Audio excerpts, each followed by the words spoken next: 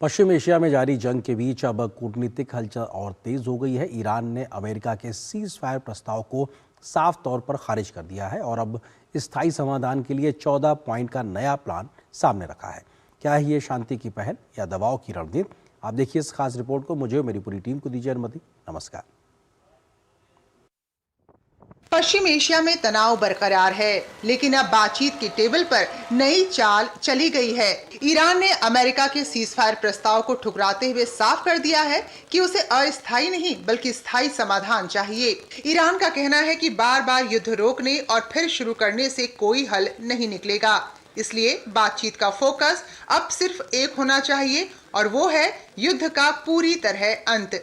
इसी के तहत ईरान ने अमेरिका को 14 पॉइंट का विस्तृत प्लान सौंपा है, जिसमें 30 दिनों के भीतर सभी विवादों को सुलझाने का प्रस्ताव रखा गया है। ईरान ने अमेरिका को दिए गए 14 बिंदुओं के प्रस्ताव के एक प्रमुख बिंदु में स्ट्रेट ऑफ हॉर्मुज के लिए नई शासन व्यवस्था या नई गवर्निंग मैकेनिज्म की मांग की है। ईरान स्ट्रेट ऑफ हॉर्मुज को खोलने को तैयार है। बदले में ईरान चाहता है कि अमेरिका अपनी नाकाबंदी हटाए और हमले न करने की गारंटी दे।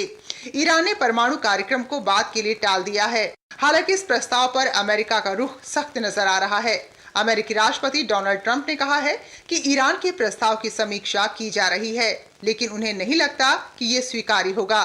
ट्रंप ने ये भी कहा कि ईरान ने दुनिया और मानवता के साथ जो किया है उसकी पर्याप्त कीमत अब तक नहीं चुकाई गई है। यानी बातचीत के रास्ते एक बार फिर खुले जरूर हैं और ईरान के रुख में नरमी भी नजर आ रही है, लेकिन अमेरिका के सख्त रुख के चलते सहमति अभी दूर दिखाई दे रही है। Bureau report, DD news.